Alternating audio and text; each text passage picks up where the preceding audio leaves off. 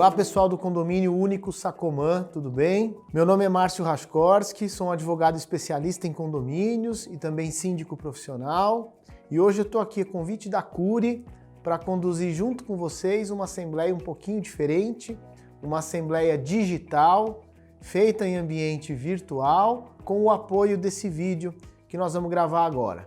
Bom, em tempos normais, uma assembleia de condomínio como essa, de entrega do empreendimento, seria realizada de forma presencial, um ambiente de festa, um momento gostoso, em que os vizinhos já iam começar a confraternizar, já iam conhecer o síndico, o subsíndico, conselheiros, enfim, seria o primeiro contato oficial já com o condomínio em funcionamento. Infelizmente, por conta da pandemia, a gente está proibido de fazer esse tipo de evento de grande porte com aglomeração, e aí a única saída possível, com segurança física para todos nós, mas sobretudo com segurança jurídica, é realizar a assembleia neste formato. Então fiquem tranquilos, é um sistema muito confiável, um sistema auditável, rastreável, com lista de presença digital, feita num ambiente seguro, sob responsabilidade da administradora de condomínio. Vocês receberam aí um edital com o passo a passo para participação, para se candidatar e para votar nessa assembleia. Eu vou me esforçar bastante para fazer uma reunião muito produtiva.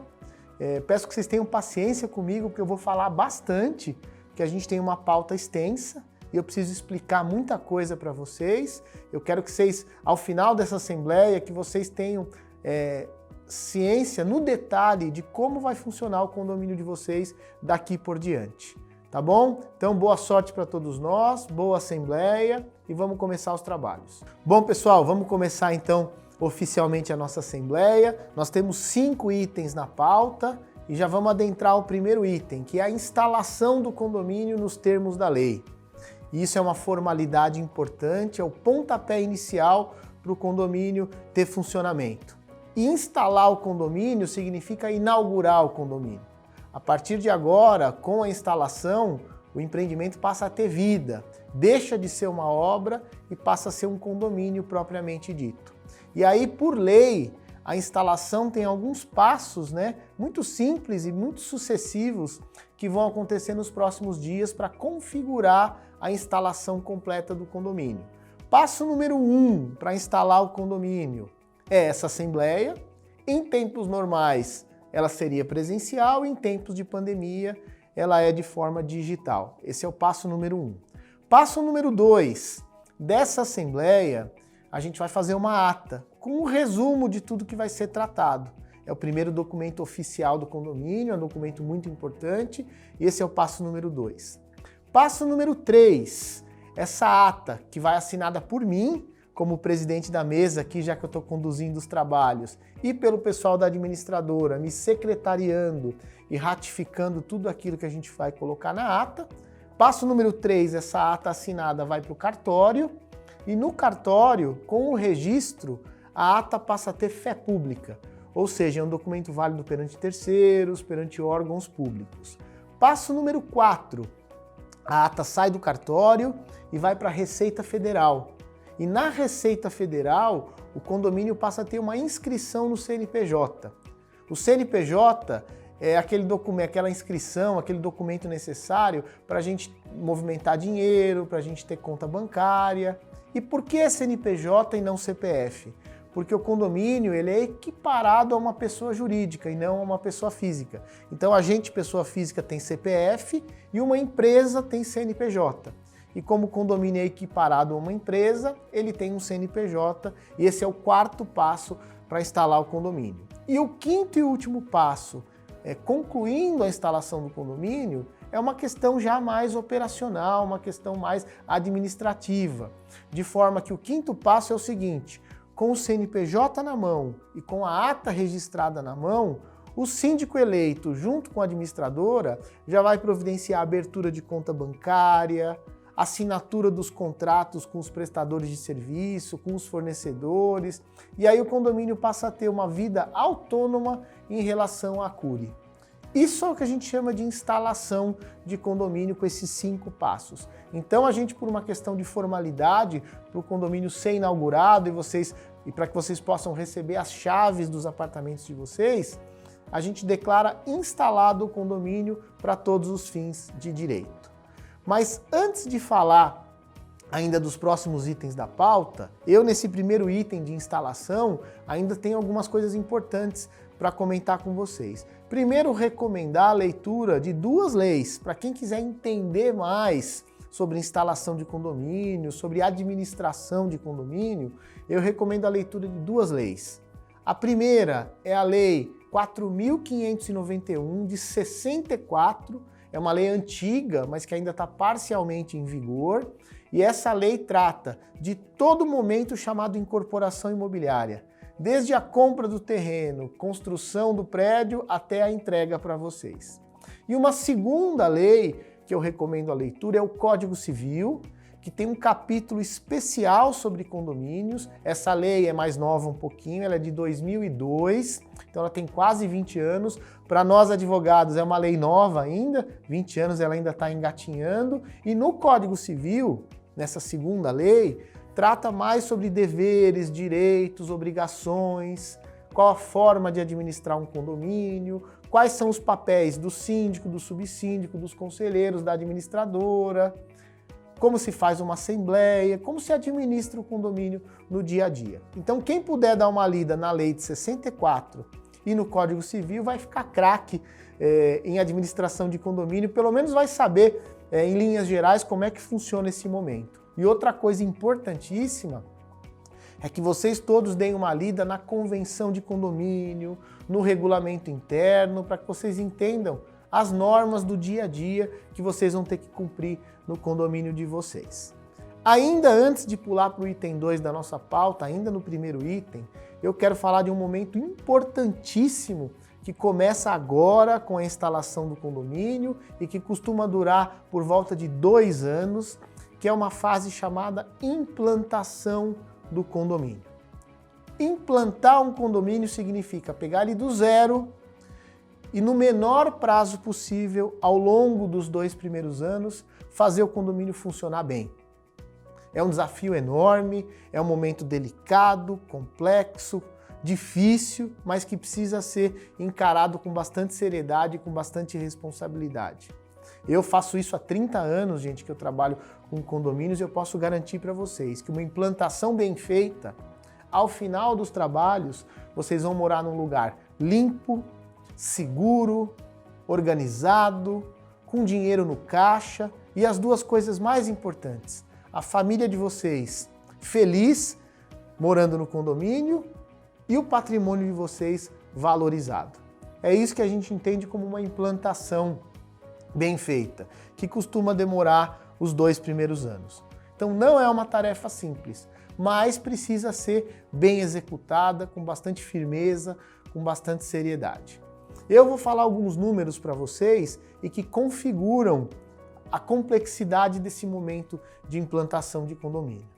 370 apartamentos. Se a gente imaginar uma média de 3 pessoas por família, um casal com um filho, nós já estamos falando de mais de 1.000 pessoas morando no condomínio. Se a gente imaginar que no final de semana todo mundo recebe um amigo, um parente, os filhos às vezes recebem um amiguinho da escola, talvez a gente está falando de 1.500, 1.800 pessoas todo dia frequentando o condomínio. É de fato uma pequena cidade, então é um número que assusta bastante. Bom, outro número importante. Vamos imaginar que dos 374 apartamentos, 300, eu vou tirar 74, vou arredondar para 300, e vamos imaginar que esses 300 já comecem agora nas próximas semanas as suas obras, suas reformas, e o básico que a gente faz num apartamento novo, piso, gesso, parte de marcenaria, de armários.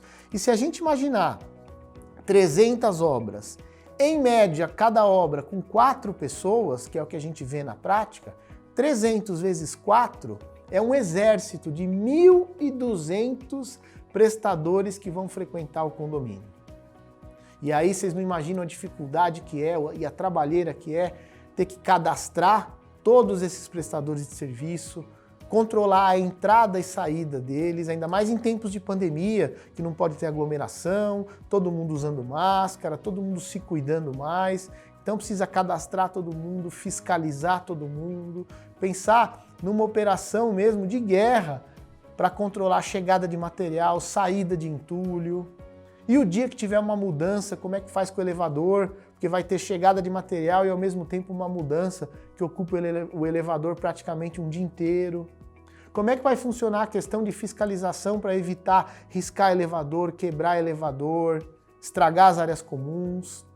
Nós vamos ter obras e ao mesmo tempo gente morando já, então precisa acomodar os interesses de todo mundo. Agora com home office, muita obra ao mesmo tempo e quem estiver morando já vai sofrer bastante com barulho, porque às vezes tem que trabalhar, tem que estudar, mas não tem jeito, nós vamos ter um período de muitas obras. Então, são números preocupantes. Além disso, um condomínio novo como o de vocês, por lei, no primeiro ano de vida, o síndico precisa colocar em prática 143 obrigações legais. São questões obrigatórias, responsabilidades legais. Eu sempre costumo dizer que dessas cento e tantas obrigações, metade praticamente são questões burocráticas, que ficam mais a cargo da administradora. Então, por exemplo, parte contábil, parte financeira, parte tributária, parte fiscal, trabalhista, todas aquelas guias, aquela papelada toda, tudo isso é responsabilidade da administradora. Mas outra metade das obrigações são questões do dia a dia, questões rotineiras, questões operacionais, cuja responsabilidade é exclusiva do síndico. Então, por exemplo, precisa já desde o começo acertar uma boa equipe de portaria, de limpeza, de zeladoria. Precisa cuidar de todos os contratos de manutenções obrigatórias nas áreas comuns. Então, contrato de manutenção de bombas, portões, interfones, elevadores, paisagismo. Precisa cuidar de todos os assuntos relacionados à saúde de todos vocês e à segurança de vocês dentro do condomínio. Isso envolve brigada de incêndio, com planos de fuga, rotas de fuga, planos de contingência. O que precisa fazer quando vaza gás, quando acaba a luz, quando acaba a água, quando quebra o elevador, quando tem um caso de violência doméstica. Enfim, tudo isso precisa ser treinado, não só os moradores, mas os funcionários também. Precisa pensar em toda a elaboração das normas provisórias, o que pode e o que não pode nesse começo, quais os horários, quais as penalidades para quem não cumprir esses horários, essas obrigações. Tem ainda todas as questões mais burocráticas e que uma empresa precisa fazer, assim como um condomínio precisa fazer. Então, por exemplo, PPRA, PCMSO, NR7, NR9, enfim, uma série de siglas complicadas que o condomínio precisa fazer desde o início. E aí, gente, no caso de vocês, são 374 apartamentos, tem uma classificação aqui em São Paulo que fala que condomínios com até 80 apartamentos são de pequeno porte, até 250 apartamentos são de médio porte e acima disso são condomínios de grande porte. E vocês, com mais de 300 apartamentos, configuram um condomínio de grande porte e aí, naturalmente, os desafios são ainda maiores. Então, pessoal, esse período de implantação é muito importante, a gente tem um plano administrativo, um plano de gestão que vai ser explicado para vocês no item 2, no item 3 também, para conseguir bem administrar esse início de operação. Tá certo, pessoal? Então, o item 1 está encerrado, o condomínio está instalado e eu já consegui explicar para vocês o que é esse momento delicado de implantação. Vamos agora para o item 2. Bom, pessoal, vamos agora para o item 2 da nossa assembleia, um item importantíssimo. Nós vamos montar o que a gente chama de corpo diretivo, né, que é a diretoria do condomínio. Síndico, subsíndico e conselheiros. Serão, no mínimo, 5 pessoas, no máximo 8 pessoas compondo a equipe gestora.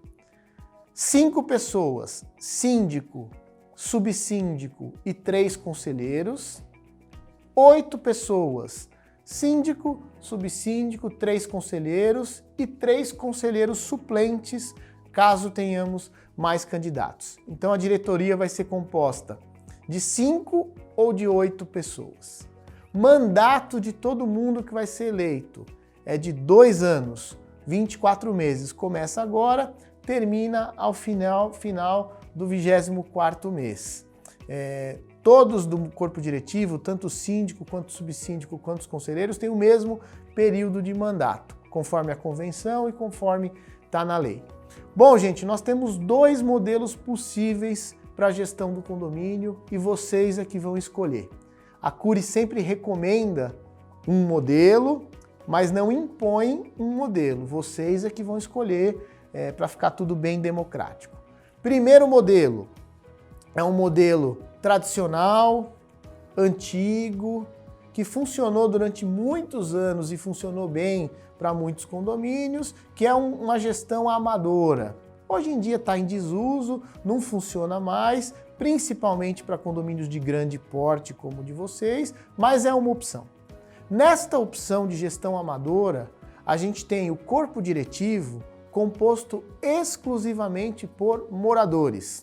Síndico, subsíndico e conselheiros, moradores que vão doar o tempo para a gestão do condomínio. E um segundo modelo, que a gente chama de gestão colegiada, gestão participativa, que é uma gestão profissional, hoje em dia muito utilizada para condomínios novos, principalmente para condomínios de implantação e de grande porte como o de vocês. Esse é o modelo preferido pela CURI, é o modelo recomendado pela CURI, mas vocês que vão decidir se vocês querem um modelo amador ou um modelo profissional. Neste modelo de gestão profissional, a liderança dos trabalhos é executada por um síndico profissional. Então a gente continua tendo no conselho 3 moradores, como subsíndico 1 morador, sob a liderança de um síndico profissional. Então, seja um corpo diretivo com 5 pessoas ou com 8 pessoas, a única diferença entre os 2 modelos é que no modelo amador, o síndico é um morador e no modelo profissional, o síndico é um profissional, uma empresa preparada para fazer isso. Bom, vocês é que vão escolher, a recomendação da CURI é por uma gestão profissional para esse início dos trabalhos para os primeiros 2 anos. Qual é a diferença de uma gestão amadora para uma gestão profissional? São 3 palavrinhas que caracterizam isso e é importante dividir com vocês. O síndico profissional, ele tem técnica, agilidade e imparcialidade. O que é isso, gente? Técnica, porque ele conhece a lei, conhece a convenção, conhece os desafios, tem experiência anterior de outros empreendimentos e vai conseguir cuidar melhor da implantação de vocês. Segunda palavrinha, agilidade. O síndico profissional vai dar ritmo para a implantação. Ele tem já um plano de trabalho, uma estratégia, uma agenda pronta e que naturalmente vocês vão entender isso no dia a dia, porque com uma agenda, com um plano diretor, com uma estratégia de trabalho, a implantação vai ter ritmo e aí vai ser mais ágil a forma com que o condomínio vai ficar funcionando melhor para que vocês utilizem a nova moradia de vocês. Então isso é muito importante. E terceira palavrinha, imparcialidade. E eu arrisco dizer, além da imparcialidade, impessoalidade.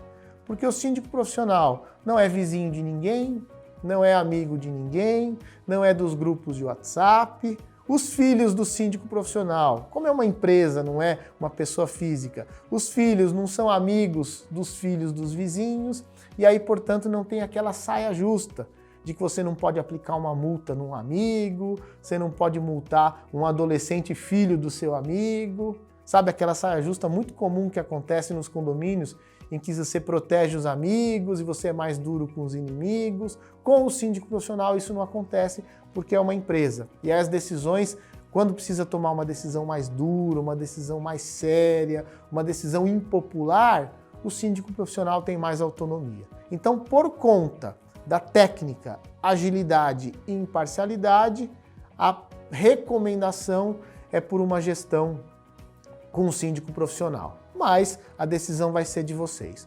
Como é que vai funcionar a votação para o síndico? Se não tiver nenhum morador candidato, automaticamente vai prevalecer o síndico profissional.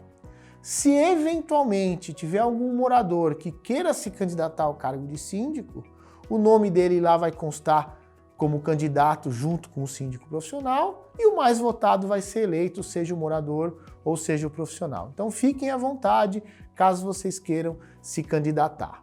Em relação aos demais cargos, se a gente tiver um candidato apenas a subsíndico, ele vai ser eleito por aclamação, não precisa fazer votação. Se tivermos 2 ou mais, o nome de todos os candidatos a subsíndico vão ficar relacionados e vocês vão escolher o da preferência de vocês. E em relação ao conselho do condomínio, a gente tem 3 vagas e mais 3 vagas na suplência, ou seja, na reserva.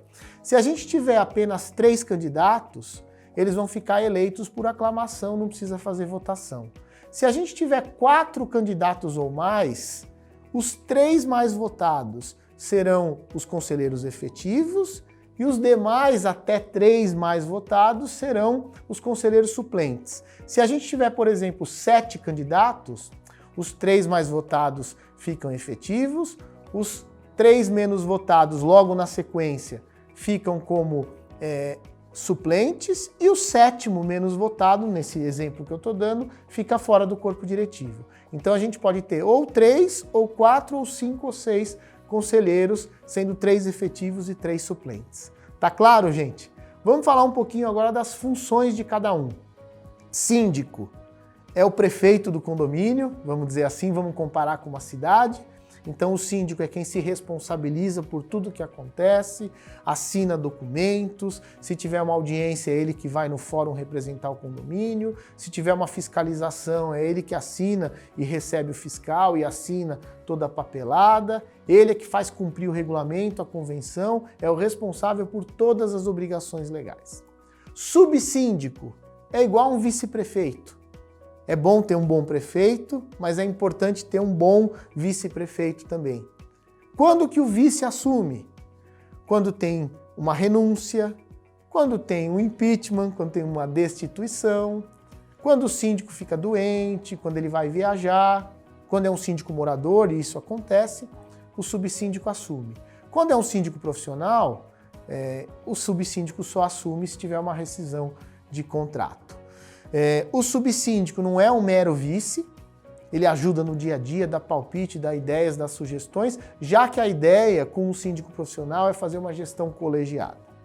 Os conselheiros, que são 3, no máximo 6, 3 efetivos e 3 suplentes. Qual que é o papel do conselho? Como o nome diz, é aconselhar, é dar palpite, é dar ideias, dar sugestões. Mas neste modelo de gestão colegiada, a gente vê 3 funções principais para o conselho. Primeiro, é um órgão consultivo, ou seja, o síndico eleito, seja ele morador ou profissional, vai se consultar com os conselheiros, vai trocar ideia, vai debater os assuntos para chegar na melhor decisão. Segundo, o conselho é deliberativo. Ou seja, no modelo de gestão colegiada, o conselho delibera, o conselho vota junto com o síndico para tomar as melhores decisões. E isso é muito importante porque torna a gestão mais transparente. E a terceira função do conselho, importantíssima, é a de fiscalização. O conselho tem o papel de todo mês fiscalizar as pastas, fiscalizar as contas, acompanhar as contas para ver se a previsão orçamentária está sendo cumprida.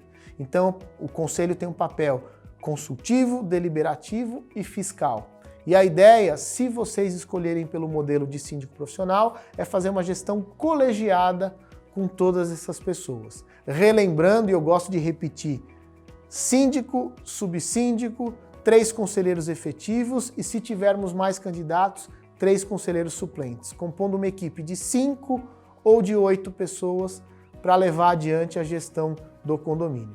Mandato sempre de 2 anos. Os moradores que vão se candidatar, os cargos são de natureza voluntária, ou seja, todo mundo paga condomínio normalmente, não tem nenhum tipo de remuneração, nada disso. No caso da gestão profissional, a mesma coisa, todo mundo paga condomínio normalmente, só o síndico profissional, por ser uma empresa, tem um valor de contratação. Lá na previsão orçamentária vocês vão saber exatamente no detalhe quais são esses valores. Tá bom, gente? Fiquem à vontade, se animem, se candidatem e votem nos vizinhos de vocês para a gente compor um bom grupo gestor. Síndico, morador ou profissional, subsíndico e conselheiros. Bom, como eu estou aqui apresentando esse vídeo, né, óbvio, tem um motivo para isso, a empresa escolhida para ser indicada para assumir o cargo de síndico profissional no condomínio de vocês é a minha empresa, o meu escritório, que leva o meu nome. A gente tem muita experiência na área de condomínios e eu vou explicar um pouquinho dos critérios que levaram à escolha da nossa empresa e contar rapidamente como é que vai funcionar o trabalho. Bom, para chegar até esse momento, a Cury buscou outros profissionais, claro, e a gente foi escolhido por conta de 3 motivos principais. São critérios simples, objetivos, mas que vale a pena. Primeiro, gente, uma empresa renomada, uma empresa com bom conceito no mercado, uma empresa idônea. Claro, isso é muito importante, foi o primeiro critério. Segundo critério, uma empresa com experiência em implantação de condomínios, porque essa é uma fase delicada, uma fase difícil e tem que ser alguém que entenda as dores de uma implantação e tenha uma boa estratégia para isso. E a gente fez isso já centenas de vezes para várias construtoras e a gente está bem preparado. E terceiro critério, que esse é muito importante, é a estrutura. É muito importante para cuidar de um condomínio desse porte ter uma boa estrutura. Então a gente tem, além da gerência de atendimento, que é o síndico responsável por atender vocês, a gente tem na nossa estrutura um bom departamento jurídico, a gente tem um bom engenheiro que vai ajudar em relação à orientação e aprovação das obras de vocês. A gente tem uma equipe de comunicação que vai cuidar de todos os comunicados, atas, circulares. A gente tem uma equipe interna muito forte, uma equipe multidisciplinar voltada a atender o condomínio de vocês. Tem os plantões de final de semana, os plantões noturnos, tem toda a equipe de treinamento de mão de obra para treinar portaria, treinar zelador, treinar o pessoal de limpeza. Enfim, a estrutura pesou muito para a escolha da nossa empresa e a gente está bem feliz com essa escolha. A gente sabe que é um desafio grande pela frente e se a gente for eleito junto com o corpo diretivo, a gente vai fazer um bom trabalho. Deixa eu explicar um pouquinho agora da minha carreira, né, e da nossa empresa. É uma empresa grande, acho que hoje é a maior empresa do país nessa área. A gente tem sede aqui em São Paulo, mas tem escritório também no Rio, em Porto Alegre, em Curitiba, em São José dos Campos. A gente tem um método de trabalho voltado exclusivamente para condomínios residenciais, tem toda uma equipe treinada para isso. Eu sou advogado por formação, trabalho com isso há mais de 30 anos, trabalho também na Rádio CBN, na TV Globo, no Jornal Folha de São Paulo, coordeno uma equipe muito especializada em implantação de condomínios e acho que a gente tem boa estrutura para atendê-los. A gente vai focar o trabalho em 5 áreas, que é importante que vocês saibam. Primeiro, a área financeira, para manter sempre as contas equilibradas. Segundo, a área administrativa, para manter todos os documentos, tudo atualizado. Terceiro, na área de manutenção, para conservar o patrimônio de vocês, fazer toda a manutenção preventiva para não perder as garantias. 4, nós vamos caprichar bastante na área jurídica, cobrar os inadimplentes, quem não pagar condomínio vai ser cobrado e de forma dura, de forma firme. Vamos cuidar do jurídico para assinar bons contratos, enfim, para ter toda uma segurança jurídica. E por último, vamos cuidar muito da área de comunicação e de relacionamento, para que vocês formem grupos, para que vocês participem e cooperem com a gestão do condomínio. Tá bom, gente? Então, tá apresentada a nossa empresa. Depois, vocês vão receber um material com todos os nossos contatos, com os e-mails, enfim, a forma de se relacionar conosco, tá bom? Lembrando o que eu disse no começo, fiquem à vontade caso vocês prefiram um síndico morador. Se tiver candidato, vocês que vão escolher se vocês querem um síndico morador ou um síndico profissional, tal qual eu estou explicando aqui. Tá bom, gente? Então, esse item 2 está encerrado, boa votação, escolham um bom síndico, um bom subsíndico e pelo menos 3 bons conselheiros. Vamos para o item 3 agora da nossa pauta. Bom, pessoal, vamos para o item 3 agora da nossa pauta, que é a apresentação da administradora da OMA. O que é a administradora, né? Antes da gente apresentar a OMA, O que é uma administradora? Qual o papel da administradora? Ela é o braço técnico da gestão do condomínio. Ela que vai dar todo o suporte técnico para o síndico, para o subsíndico, para os conselheiros, para a gente fazer uma boa gestão de condomínio. Eu sempre gosto de explicar que a gestão de um condomínio se faz com base em 5 pilares fundamentais para a gestão de condomínio. Primeiro pilar, um bom síndico. Seja ele morador ou profissional, tem que ser um bom síndico. Segundo pilar, um bom grupo gestor, um bom subsíndico, 3 conselheiros atuantes, ativos, para dar apoio para o síndico. Terceiro pilar, que é o que nós estamos tratando agora nesse item da pauta, uma boa administradora, com estrutura, idônea, que ajude na gestão do condomínio no dia a dia. Quarto pilar, um bom departamento jurídico. Como eu expliquei lá no item de eleição de síndico, o jurídico vai atuar na cobrança, vai atuar na análise de contratos, vai dar segurança para a gestão. E item 5, um bom grupo de funcionários, de prestadores de serviço. Um bom zelador, bons porteiros, bons faxineiros, uma boa equipe de manutenção para interfones, bombas, portões, enfim, todas as empresas que vão compor o rol de fornecedores do condomínio. Esses 5 pilares é que garantem uma boa gestão para o condomínio de vocês. E um desses pilares é o tema aqui do nosso item, que é a apresentação da administradora. Como eu disse, ela é o braço técnico. O trabalho da administradora é crucial para o condomínio funcionar bem. Tem gente que acha que a administradora só emite boleto e depois confere os pagamentos. Mas na verdade a administradora faz muito mais do que isso. Ela emite os boletos, recebe o dinheiro, administra a entrada e a saída desse dinheiro, administra a conta bancária do condomínio, paga todas as contas, os salários dos fornecedores, cuida de toda a parte fiscal, trabalhista, tributária, aquela coisa, cada nota fiscal que é emitida contra o condomínio. Tem que apurar a retenção de PIS, COFINS, INSS, ISS, contribuição social.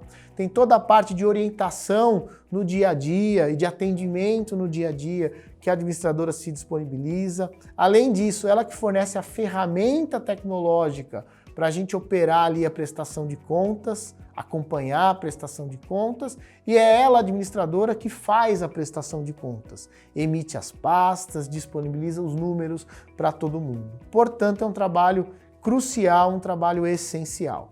Bom, aqui para o caso de vocês, gente, a empresa escolhida pela Cury foi a OMA.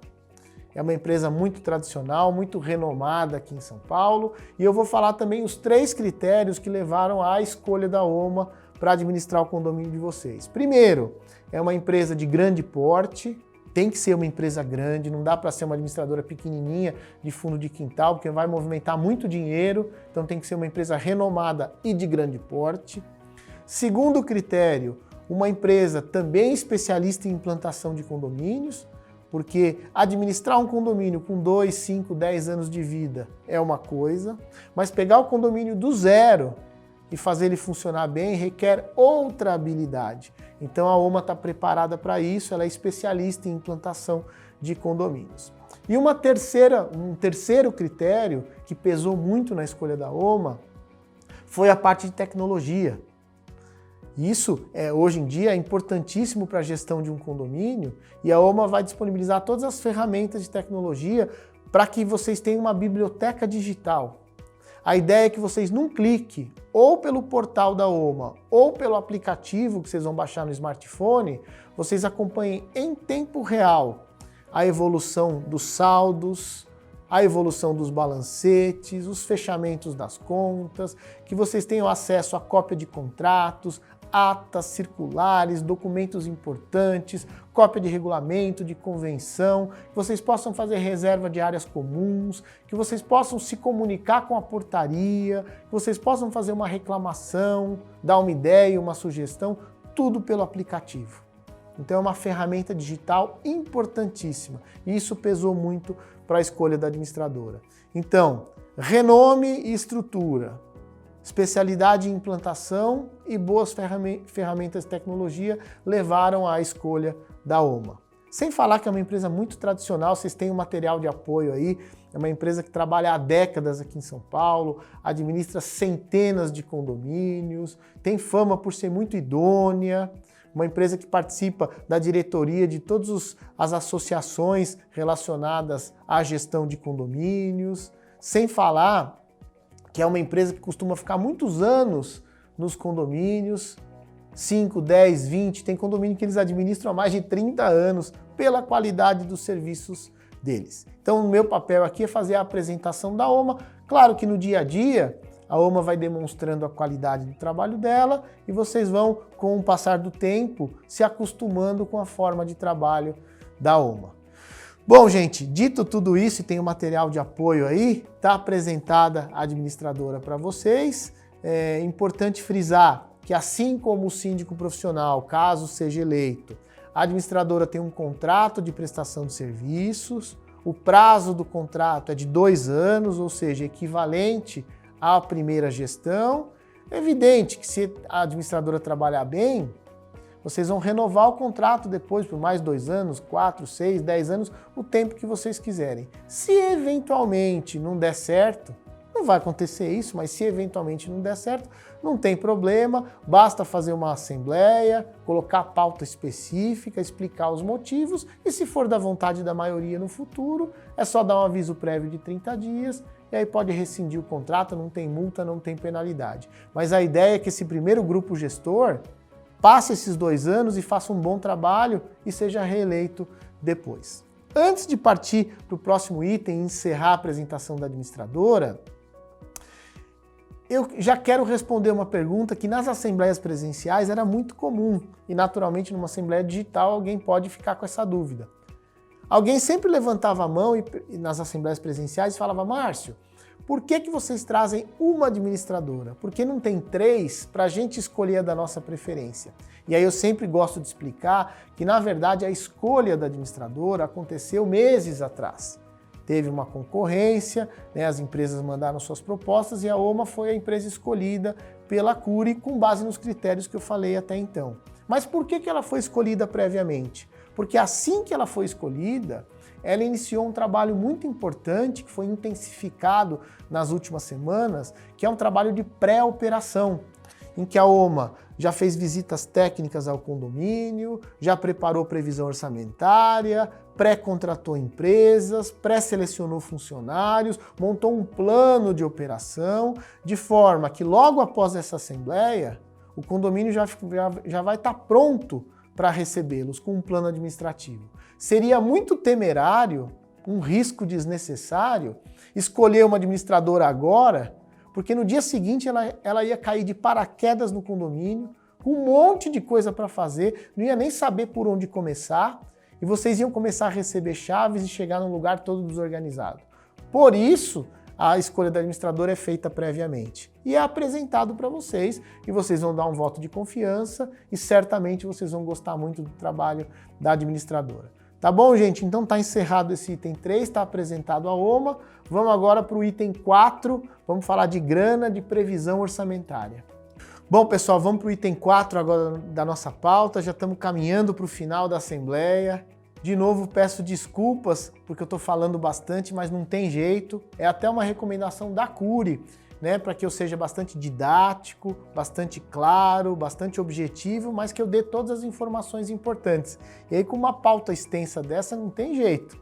O vídeo é longo, mas, pessoal, também é o patrimônio de vocês, é a casa de vocês, por isso que eu estou caprichando, estou fazendo aqui com todo o carinho do mundo, para que vocês entendam no detalhe todo o funcionamento, o início do funcionamento do condomínio de vocês. Então, me perdoem pelo vídeo longo.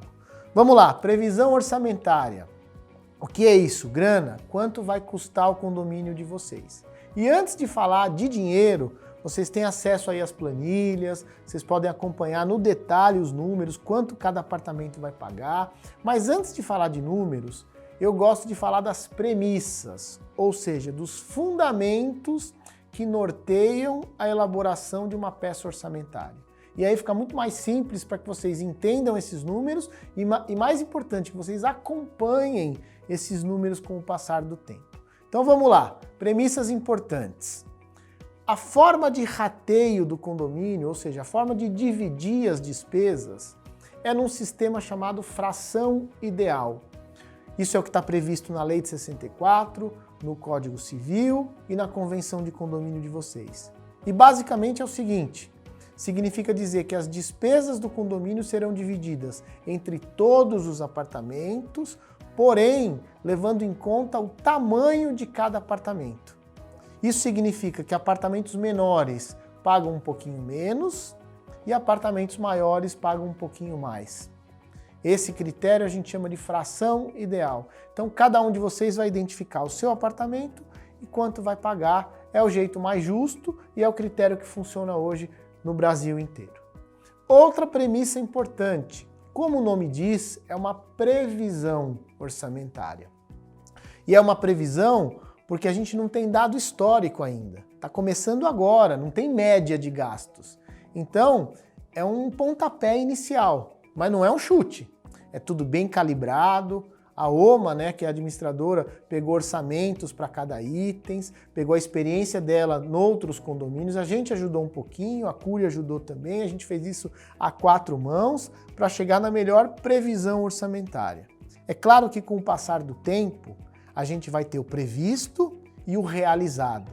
E aí sim a gente vai ter condição com calma de verificar daqui a alguns meses se precisa realinhar alguma coisa, se dá para diminuir alguma coisa, se precisa aumentar alguma coisa. Tudo isso ao longo do tempo nas próximas assembleias. O que é importante que vocês saibam, que essa previsão orçamentária tem uma técnica, né, não é feito a esmo, tem uma técnica da administradora, é uma técnica utilizada em todos os condomínios.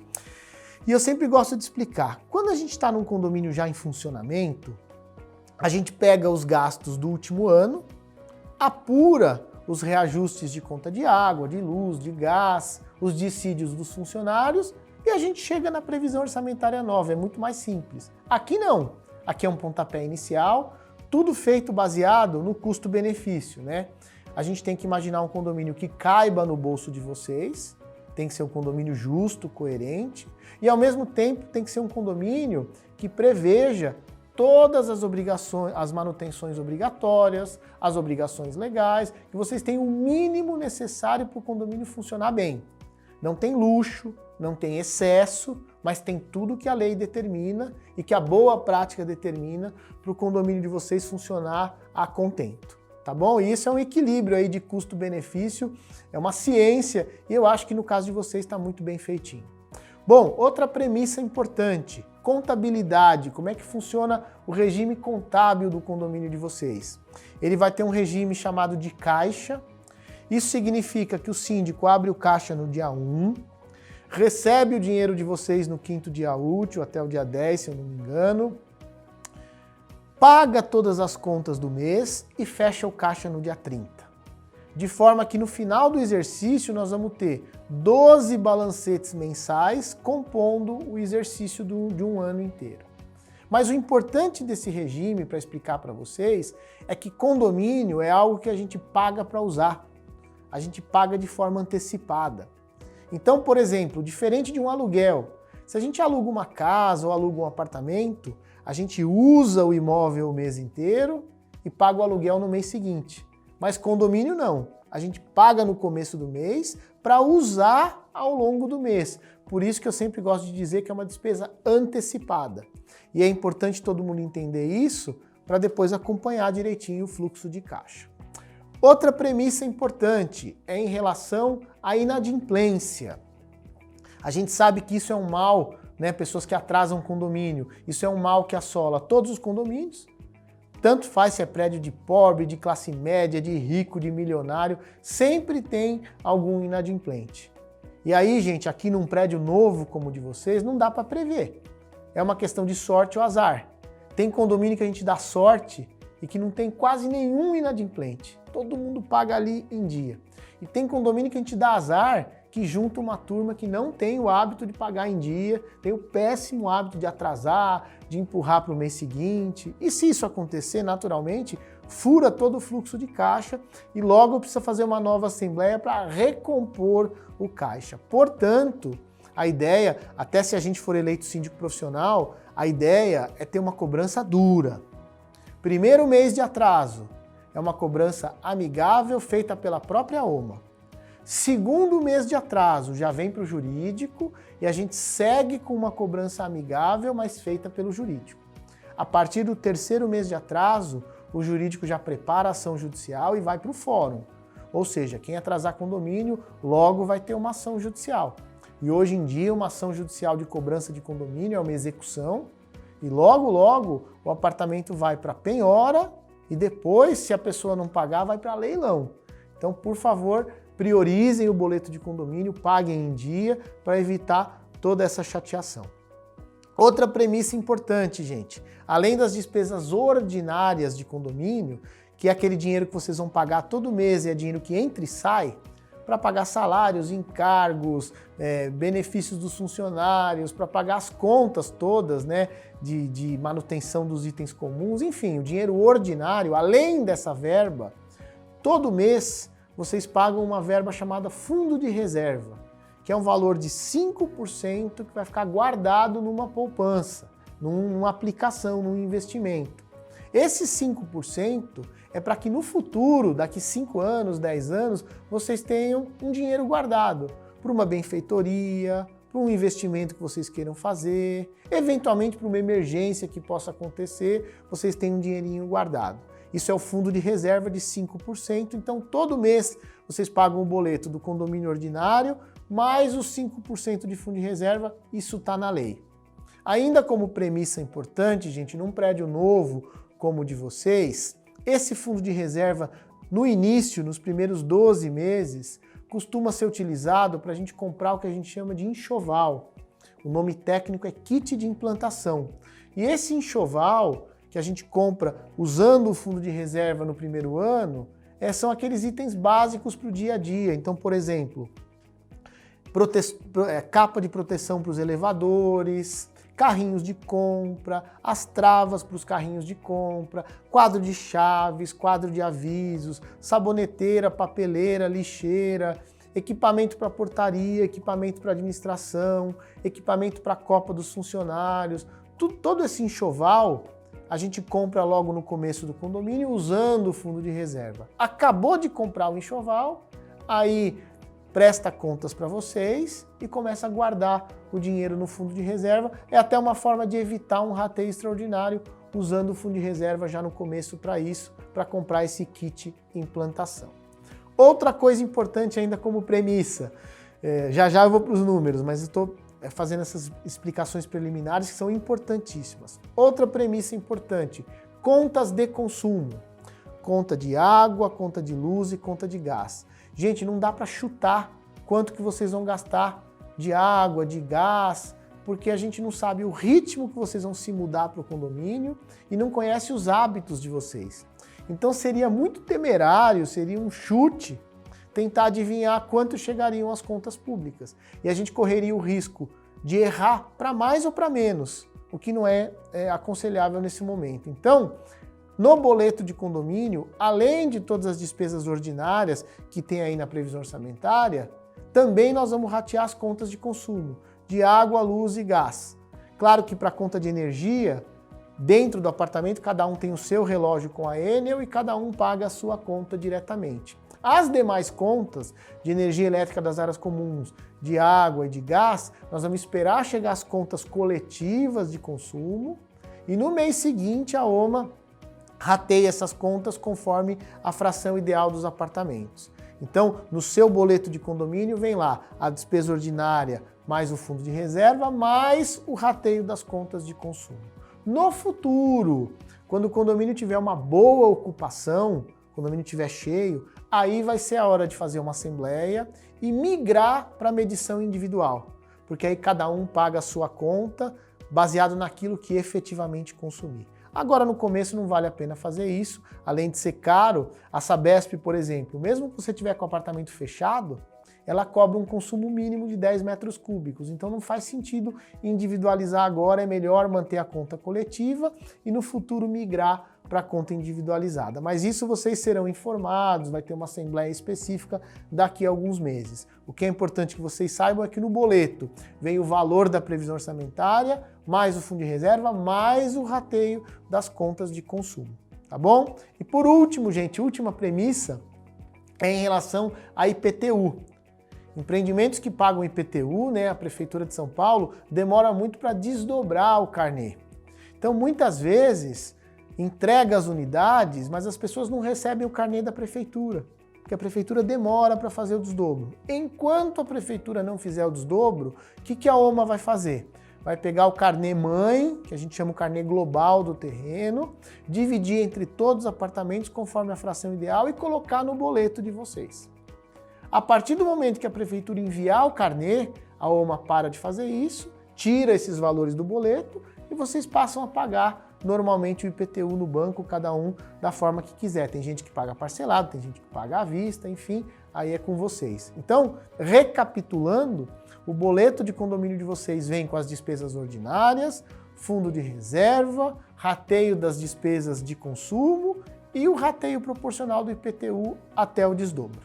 Tá bom, gente? Dito tudo isso, agora sim a gente pode adentrar aos números da previsão orçamentária. Então vamos lá, pessoal, vocês têm duas planilhas orçamentárias, basicamente a diferença de uma para outra é por conta do síndico profissional ou do síndico morador. O que isso significa? Que se vocês escolherem o síndico morador, o condomínio vai ser R$12 mais barato.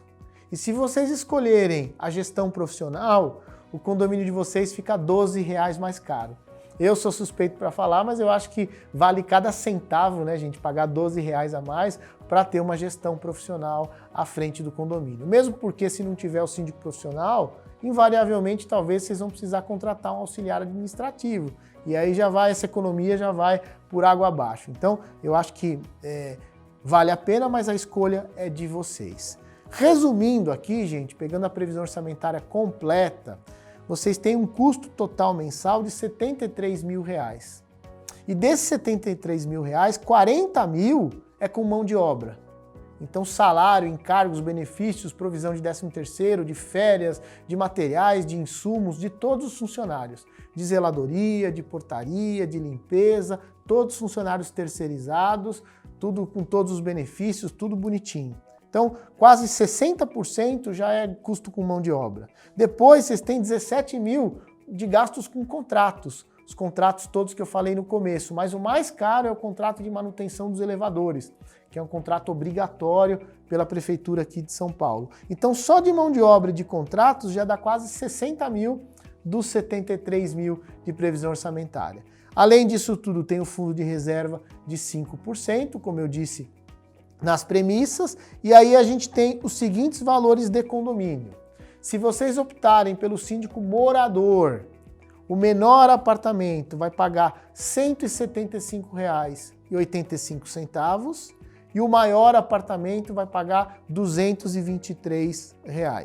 Se vocês optarem pelo síndico profissional, o menor apartamento vai pagar R$ 187,37 e o maior apartamento R$ 238,02. Ou seja, a diferença de uma planilha para outra é de aproximadamente R$ 12 por apartamento, tendo em vista a escolha de um síndico morador ou de um síndico profissional. Então fiquem à vontade, isso vai depender da escolha de vocês no item lá de votação de síndico.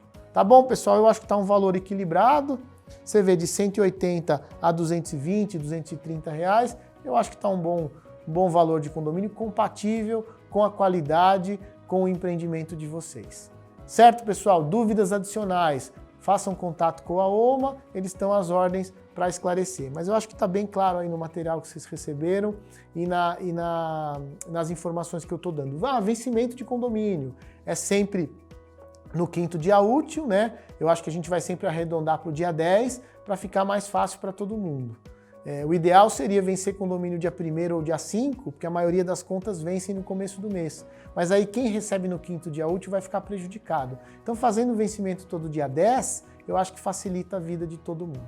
Tá bom, pessoal? Então tá encerrado esse item de previsão orçamentária. Bom, pessoal, vamos finalmente para o 5º e último item da nossa pauta. É um item só de mera explanação, um reforço de uma mensagem para vocês em relação à reforma dos apartamentos e alteração dentro dos apartamentos. Isso é importantíssimo. O empreendimento de vocês, gente, foi construído numa tecnologia construtiva moderna chamada alvenaria estrutural. Portanto, algumas paredes compõem, paredes de alvenaria, compõem a estrutura da edificação. E essas paredes, a gente não pode, vocês, né, não podem furar, fazer nicho, não pode remover, não pode suprimir, não pode rasgar essas paredes em hipótese alguma. Primeiro, porque coloca em risco a segurança de vocês, da família de vocês, dos vizinhos de vocês. E segundo, porque corre o risco de perder as garantias legais que a Cury dá para uma obra nova. Então essas paredes não podem mexer de jeito nenhum. E todo mundo que for começar a sua obra, o que é importante? Eu não sei se vocês vão escolher o síndico morador ou o síndico profissional, mas caso a escolha seja do síndico profissional, o início da obra vai funcionar da seguinte forma. Todo mundo, quando receber as chaves e já quiser iniciar suas reformas, vai ter um formulário de reforma para ser preenchido. Esse formulário vocês vão informar o que você vai fazer no seu apartamento, quais são os profissionais responsáveis por cada etapa da sua obra, quais são os profissionais autorizados a entrar no seu apartamento, que a gente precisa cadastrar no sistema da portaria. E o mais importante, vocês vão informar quem é o responsável legal pelo seu projeto. Um ART de engenheiro ou RRT de arquiteto. Evidente que isso é importante para as obras de grande porte. Se você for fazer só uma pintura, não precisa de um engenheiro, do arquiteto, mas aí, caso a caso, o engenheiro Juan da nossa equipe vai avaliar. Quando vocês preencherem esse formulário de reforma, isso vai para o engenheiro, que é o engenheiro Juan. Ele vai avaliar se está tudo em ordem e vai autorizar o seu início de obra. Aí você está liberado para começar a sua obra. Se o engenheiro Juan perceber que tem alguma coisa que não pode fazer, ele vai fazer contato, vai negar o início da obra para que você corrija o seu formulário, corrija o seu projeto para aí sim começar. A ideia é que esse processo todo não demore mais do que 5 dias. Isso não é uma chatice, não é uma formalidade, isso é uma proteção para manter não só a segurança de vocês, mas para manter também a harmonia estética do empreendimento, para ficar tudo bonito. Tem uma norma brasileira regulamentadora, uma NBR 16280, que regula e regulamenta tudo isso. Então não é um excesso de preciosismo nosso, é uma norma que a gente precisa cumprir. Caso vocês tenham escolhido um síndico morador, ele também vai precisar seguir esse modelo, possivelmente vai precisar contratar um engenheiro para o condomínio para receber esses projetos e autorizar ou não autorizar o início das obras. Tá, gente? Isso é muito importante, nós estamos falando de segurança de vocês e estamos falando de manutenção das garantias do empreendimento de vocês. Dúvidas adicionais, façam contato com a administradora, façam contato com o síndico e vocês serão orientados de como fazer todo esse processo. Demora uns dias a mais, mas é a garantia de vocês de fazer uma obra segura, sem atrapalhar e sem colocar em risco a estrutura da edificação. Tá bom, gente? Então tá encerrado esse item 5 e agora eu só vou dar alguns recados finais para a gente concluir. Primeiro, dizer que essa assembleia foi preparada com muito carinho, com muita técnica, pela Cury, pela OMA, por mim, pela minha equipe, para a gente chegar no melhor resultado. Segundo, dizer que qualquer dúvida adicional em relação à previsão orçamentária, em relação ao início das reformas, fiquem à vontade para se comunicar pelos canais oficiais. Vocês vão receber todas as informações dos canais para conversar com o síndico eleito, para conversar com a OMA. Tenham paciência nesse começo, porque é tudo muito duro, é muita gente recebendo chave ao mesmo tempo. Lembrando que a gente está em meio a uma pandemia, todo mundo sempre de máscara, todo mundo usando álcool gel, evitando aglomeração. E se tudo der certo no futuro, a próxima assembleia já vai ser talvez de forma presencial. Assuntos relacionados a outros itens, tais como garagem, regulamento interno, fechamento de alguma área, tudo isso vai ser tratado em assembleias específicas que vão ser marcadas no futuro, já nos próximos meses. Quem for eleito para o corpo diretivo, é importante, vai ter uma primeira reunião de alinhamento, de ajustes, para que todo mundo entenda os primeiros passos da gestão do condomínio. Tá bom, pessoal? Boa sorte, parabéns pela aquisição de vocês, pelo sonho da casa própria. Fiquem em paz, tenham saúde e a gente se encontra logo em breve. Valeu, um abraço, até mais.